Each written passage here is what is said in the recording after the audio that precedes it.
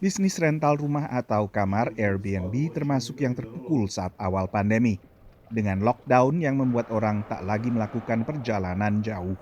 Tapi dengan pelonggaran PSBB di berbagai wilayah, banyak konsumen akhirnya memilih sewa apartemen atau rumah lewat Airbnb karena menghindari hotel. The company has really tightened up its operations and has produced profits in this last quarter and is recovering nicely after a huge drop of 70% in revenue right after COVID. That was the second quarter. So the third quarter is looking good. Perusahaan bermarkas di San Francisco, California ini, Desember ini melakukan penawaran saham perdananya atau IPO di Wall Street. It's going to be coming public along with DoorDash, that is going to try to hit a similar $30 billion valuation. So it's going to be interesting over these next couple weeks to see some of these long awaited unicorns. Airbnb has been private for 12 years.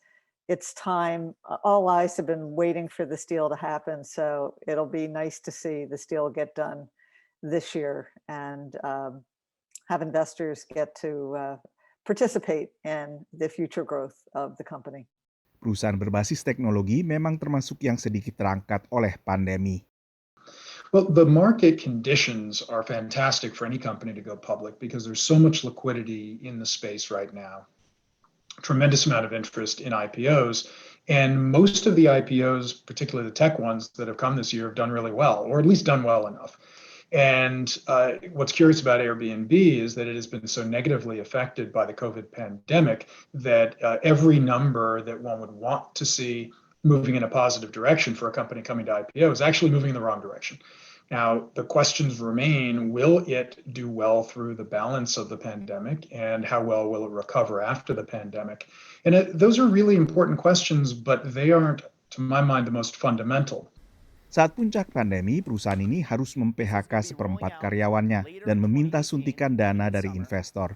Begitu go public, sumber pendanaan akan meluas, tapi Airbnb juga harus memuaskan pemegang saham. What Airbnb really has going for it, though, is that people know its name.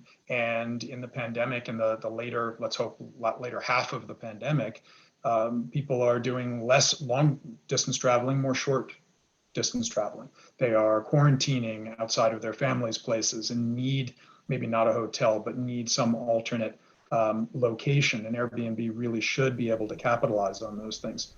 But again, it's going to come back to this fundamental question: is pandemic or not, is Airbnb building a business that can sustain itself over time and be profitable? Tapi seperti perusahaan-perusahaan lain dalam sektor ekonomi kreatif, rental kamar seperti Airbnb juga menghadapi kendala regulasi di sejumlah kota yang berupaya meregulasi atau bahkan melarang adanya Airbnb ini. Penolakan terhadap model usaha seperti ini bukan hanya datang dari para pemilik hotel, tapi juga dari sebagian warga permukiman atau gedung apartemen yang tidak ingin orang asing lalu lalang masuk ke daerah permukiman mereka. Dari Washington DC, saya Nova Purwadi dan tim VOA.